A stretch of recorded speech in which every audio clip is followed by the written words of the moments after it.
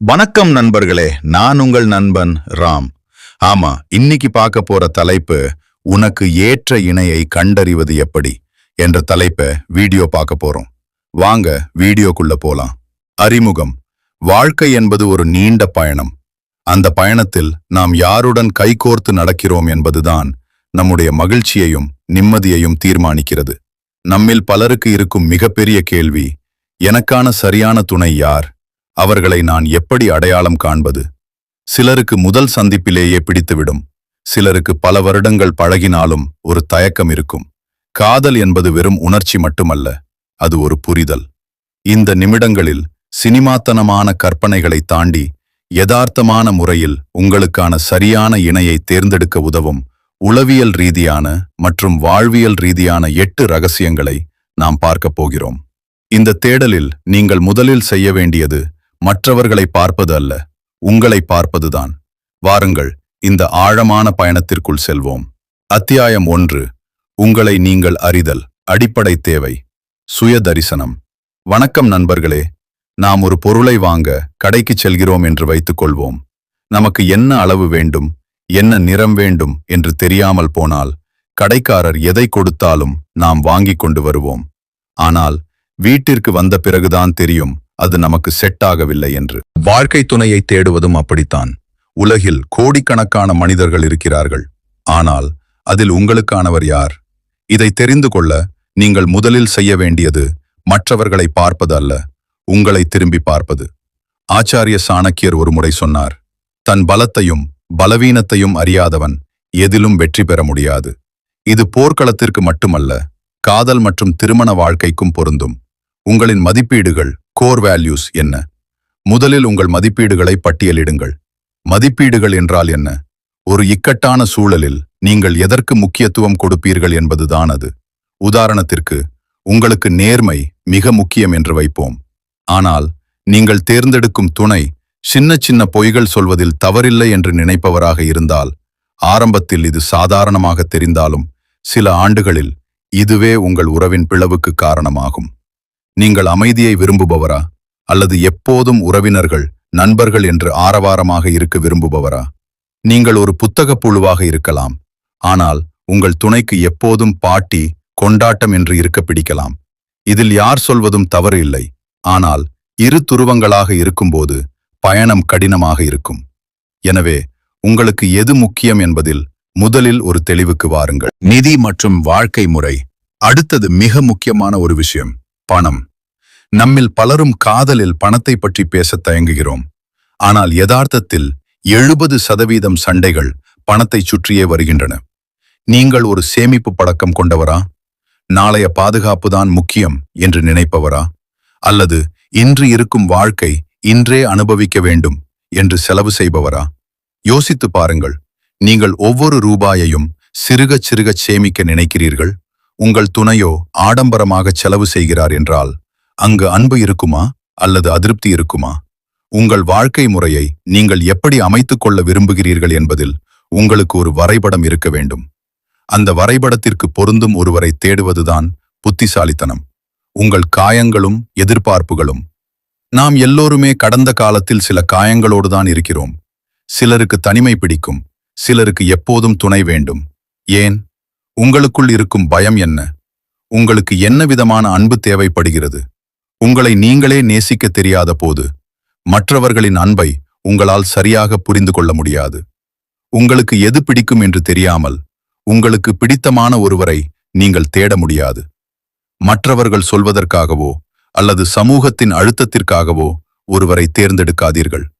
உங்களுக்கு தேவையான அமைதி எது என்பதை நீங்கள் முதலில் கண்டறியுங்கள். இந்த அத்தியாயத்தின் சுருக்கம். இந்த அத்தியாயத்தின் முடிவில் நான் உங்களுக்கு ஒரு சிறிய பயிற்சி தருகிறேன். ஒரு காகிதத்தை எடுங்கள்.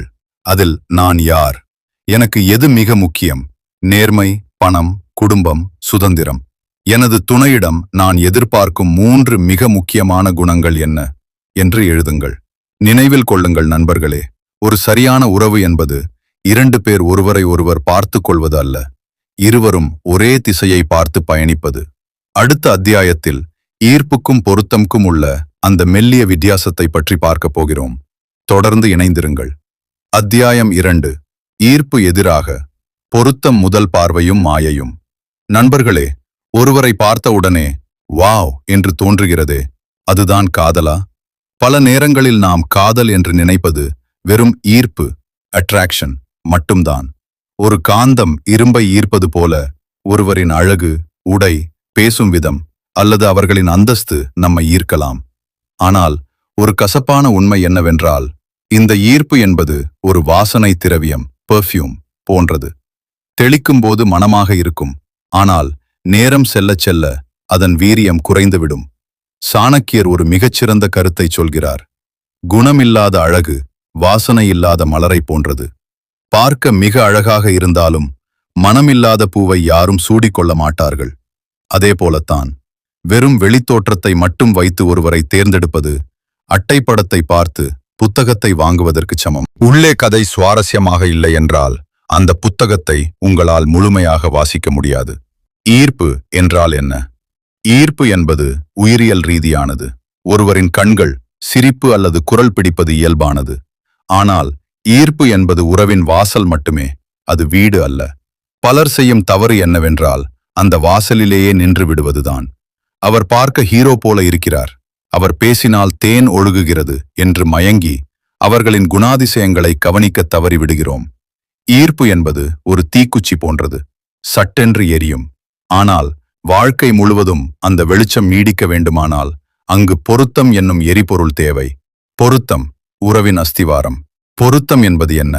இது உங்கள் இருவரின் வாழ்க்கை முறையும் எண்ண ஓட்டங்களும் எவ்வளவு தூரம் இணைந்து செல்கிறது என்பதுதான். மதிப்பீடுகள். நான் முதல் அத்தியாயத்தில் சொன்னது போல, உங்கள் கொள்கைகள் ஒத்துப்போகிறதா? அணுகுமுறை. ஒரு பிரச்சனை வரும்போது அவர்கள் எப்படி நடந்து கொள்கிறார்கள்? கோபத்தில் வார்த்தைகளை கொட்டுகிறார்களா அல்லது நிதானமாக பேசுகிறார்களா? மரியாதை. நீங்கள் இல்லாத இடத்திலும் உங்களை பற்றி உயர்வாக பேசுவார்களா? அழகு. காலப்போக்கில் மாறும். வயது ஏற ஏற சுருக்கங்கள் விழும், நரை கூடும். ஆனால் ஒருவரின் குணமும் அவர் உங்களை நடத்தும் விதமும் மாறாது. கஷ்டமான காலங்களில் ஒரு கை உங்களுக்கு துணையாக இருக்கிறதா என்பதுதான் மிக முக்கியமான கேள்வி. உங்கள் வெற்றியின் போது கொண்டாடுபவர்களை விட உங்கள் தோல்வியின் போது தோள் கொடுப்பவரே உங்களுக்கான சரியான இணை. யதார்த்தமான சோதனை. சினிமாவில் வருவது போல மழையில் நனைவதும் டூயட் பாடுவதும் வாழ்க்கையல்ல. மாத கடைசியில் பணம் இல்லாத போது, உடல்நிலை சரியில்லாத போது அல்லது வேலை அழுத்தத்தில் நீங்கள் இருக்கும்போது உங்கள் துணை உங்களை எப்படி பார்க்கிறார்? அழகான முகம் கொண்ட ஒருவர் உங்களை உதாசீனப்படுத்தினால் அந்த அழகால் உங்களுக்கு எந்த பயனும் இல்லை. மாறாக சராசரி தோற்றம் கொண்ட ஒருவர் உங்களை உலகமே போற்றும் அளவுக்கு நேசித்தால் அவர்தான் பேரழகர். குணம்தான் ஒரு மனிதனின் நிரந்தர அடையாளம். சாணக்கியர் கூறுவது போல, சிங்கம் காட்டில் ராஜா எனப்படுவது அதன் தோற்றத்தால் அல்ல, அதன் வீரத்தாலும் குணத்தாலும் தான். உங்கள் துணையும் ஒரு சிங்கத்தைப் போல உங்கள் வாழ்க்கையை பாதுகாக்கக்கூடிய குணத்தை கொண்டிருக்க வேண்டும். முடிவுரை. எனவே நண்பர்களே, ஒருவரை தேர்ந்தெடுக்கும் போது கண்களை மட்டும் பயன்படுத்தாதீர்கள், இதயத்தையும் அறிவையும் பயன்படுத்துங்கள். ஈர்ப்பு இருக்கட்டும், அது அவசியம். ஆனால் பொருத்தம் இருக்கிறதா என்பதை உறுதி செய்து கொள்ளுங்கள். அடுத்த அத்தியாயத்தில் உறவுகளில் தவிர்க்க முடியாத ஒன்று சண்டைகள். அந்த கருத்து வேறுபாடுகளை கையாளும் விதம் ஒருவரை எப்படி அடையாளம் காட்டும் என்பதை பற்றி பேசப் போகிறோம். உங்கள் நேரத்திற்கு நன்றி. அத்தியாயம் 3. கருத்து வேறுபாடுகளை கையாளும் விதம். சண்டையற்ற உறவு என்பது சாத்தியமா? நண்பர்களே, பலர் ஒரு தவறான பிம்பத்தை வைத்திருக்கிறார்கள். நல்ல ஜோடி என்றால் அவர்களுக்குள் சண்டையே வரக்கூடாது என்று நினைக்கிறார்கள். இது ஒரு மிகப்பெரிய மாயை. உண்மையில் சண்டைகளே வராத உறவு என்பது ஒருவருக்கொருவர் எதையும் மறைக்கிறார்கள் அல்லது ஒருவருக்கு ஒருவரை பற்றி அக்கறையே இல்லை என்றுதான் அர்த்தம். சாணக்கியர் ஒரு இடத்தில் சொல்வார், இரு பாத்திரங்கள் ஒன்றாக இருக்கும்போது ஓசை எழத்தான் செய்யும்.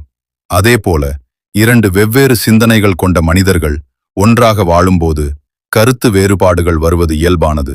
ஆனால் அந்த ஓசை இசையாக மாறுகிறதா அல்லது இரைச்சலாக மாறுகிறதா என்பது நீங்கள் அதை எப்படி கையாளுகிறீர்கள் என்பதில்தான் இருக்கிறது. நான் ஜெயிக்க வேண்டுமா, நாம் ஜெயிக்க வேண்டுமா? ஒரு பிரச்சனை வரும்போது பெரும்பாலான உறவுகள் ஏன் முறிந்து போகின்றன தெரியுமா? அங்கு விவாதம் என்பது தீர்வை நோக்கி இருக்காது, அது வெற்றியை நோக்கி இருக்கும். நீ அன்று அப்படி செய்தாய், உன் குடும்பம் இப்படி என்று பழைய விஷயங்களை தோண்டி எடுத்து எதிரில் இருப்பவரை எப்படி காயப்படுத்தலாம் என்று யோசிப்பார்கள். இங்கு குறிக்கோள் மற்றவரை தோற்கடிப்பது. ஆனால் யோசித்துப் பாருங்கள், உங்கள் துணையை நீங்கள் தோற்கடித்து விட்டால் நீங்கள் யாரோடு வாழப்போகிறீர்கள்? ஒரு தோல்வியுற்ற மனிதரோடுதானே. சிறந்த துணையாக இருப்பவர் சண்டையின் போது நான் ஜெயிக்க வேண்டும் என்று நினைக்க மாட்டார், இந்த உறவு ஜெயிக்க வேண்டும் என்று நினைப்பார். பிரச்சனை என்பது உங்களுக்கு எதிரானது அல்ல. பிரச்சனை என்பது உங்கள் இருவருக்கும் பொதுவான ஒரு எதிரி. அதை இருவரும் இணைந்துதான் எதிர்க்க வேண்டும். ஈகோ உறவின் அமைதி கொலையாளி. சண்டையின் போது எழும் மிகப்பெரிய தடை ஈகோ. ஏன் நானாக போய் பேச வேண்டும்? அவர் தானே முதலில் தப்பு செய்தார் என்ற எண்ணம் ஒரு சிறிய விரிசலை பெரிய பிளவாக மாற்றிவிடும். ஈகோ பார்க்காமல் பேசும் குணம் இருக்கிறதா என்று பாருங்கள். தவறு செய்தபோது மன்னிப்பு கேட்பதும், தவறு செய்யாத போதும் உறவிற்காக விட்டுக் கொடுப்பதும் பலவீனத்தின் அடையாளம் அல்ல, அது முதிர்ச்சியின் அடையாளம். சாணக்கிய நீதிப்படி ஒரு அறிவாளி தனக்கு வேண்டியதை அடையத் தன் அகந்தையை தியாகம் செய்ய தயங்க மாட்டார். உங்கள் துணையிடம் அந்த பண்பு இருக்கிறதா? கோபம் தணிந்தத பிறகு அவர்கள் வந்து உங்களிடம் இயல்பாக பேசுகிறார்களா? அல்லது நாட்கணக்கில் மௌன விரதம் இருந்து உங்களை தண்டிக்கிறார்களா? மௌனம் சில இடங்களில் மருந்து, ஆனால் பல இடங்களில் அது விஷம். சண்டையின் போது கவனிக்க வேண்டிய ரெட் ஃபிளாக்ஸ். உங்கள் துணையை எடை போட ஒரு சிறந்த வழி அவர்கள் கோபத்தில் இருக்கும்போது உங்களை எப்படி நடத்துகிறார்கள் என்பதுதான். உங்கள் பலவீனங்களை கேலி செய்கிறார்களா? மற்றவர்களுக்கு முன்னால் உங்களை சிறுமைப்படுத்துகிறார்களா? உடல் ரீதியாகவோ அல்லது மன ரீதியாகவோ உங்களை காயப்படுத்துகிறார்களா? அன்பு இருக்கும் இடத்தில் அதிகாரம் இருக்கக்கூடாது. கருத்து வேறுபாடுகள் வரும்போது கூட உங்கள் மீது ஒரு அடிப்படை மரியாதையை தக்க வைத்துக் கொள்ளும் ஒருவரே உங்களுக்கு ஏற்ற இணை. உனக்கு இது தெரியாது, உன்னால் இதை செய்ய முடியாது என்று உங்கள் தன்னம்பிக்கையை சிதைப்பவர்கள் சரியான துணையாக இருக்க முடியாது. இந்த அத்தியாயத்தின் பாடம்: நண்பர்களே, கோபத்தில் கத்தாத மனிதனை தேடாதீர்கள். கோபத்திலும் உங்களை நேசிக்க மறக்காத மனிதனை தேடுங்கள். சண்டைகள் வரும், போகும். ஆனால் அந்த சண்டைக்கு பிறகு உங்கள் பிணைப்பு இன்னும் பலமடைய வேண்டும். அடுத்த அத்தியாயத்தில் வாழ்க்கையின் மிக நீண்ட பயணத்திற்கு தேவையான எதிர்கால இலக்குகள் பற்றி பேசப் போகிறோம்.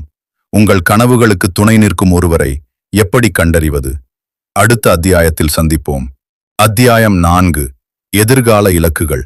தண்டவாள உதாரணம். நண்பர்களே, ஒரு ரயில் சீராக ஓட வேண்டும் என்றால் அதன் 2 தண்டவாளங்களும் ஒரே திசையில்தான் பயணிக்க வேண்டும். ஒரு தண்டவாளம் ஒரு திசையிலும் மற்றொன்று வேறு திசையிலும் திரும்பினால் விபத்து நிச்சயம். வாழ்க்கை பயணமும் அப்படித்தான். காதலிக்கும் போது உனக்காக எதையும் செய்வேன் என்று சொல்வது எளிது. ஆனால் திருமணத்திற்கு பிறகு வாழ்க்கை என்பது வெறும் உணர்ச்சிகளால் ஆனது அல்ல, அது இலக்குகளால் ஆனது. உங்கள் இருவருடைய எதிர்கால கனவுகளும் ஒரே நேர்கோட்டில் இருக்கிறதா என்பதை இப்போதே கவனிக்க வேண்டும். லட்சியங்களுக்கு கொடுக்கும் மரியாதை.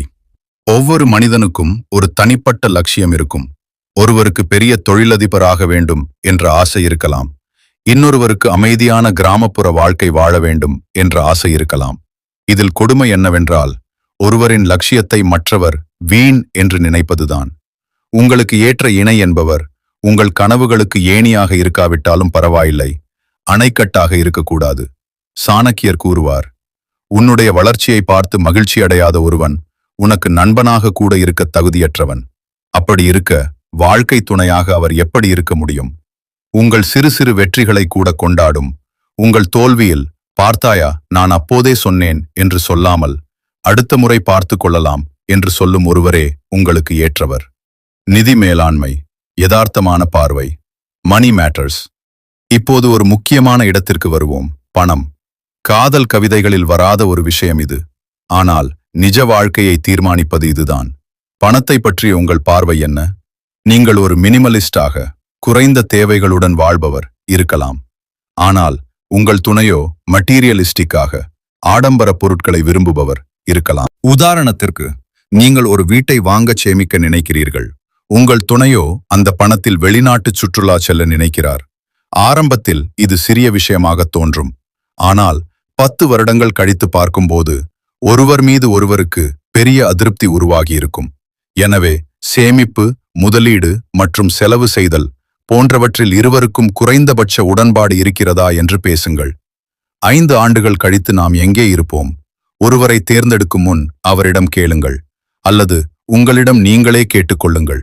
இன்னும் 5 அல்லது 10 ஆண்டுகளில் நமது வாழ்க்கை எப்படி இருக்க வேண்டும் என்று நாம் நினைக்கிறோம். குழந்தைகள் வளர்ப்பு, தங்குமிடம், தொழில் வளர்ச்சி என பல விஷயங்களில் உங்கள் இருவரின் விஷன் ஒன்றாக இருக்க வேண்டும். வெவ்வேறு திசையில் இழுக்கும் குதிரைகளை கட்டிய ரதம் எங்கும் போய் சேராது. உங்கள் துணையின் வளர்ச்சி உங்களை விட அதிகமாக இருக்கும்போது நீங்கள் பெருமைப்படுவீர்களா?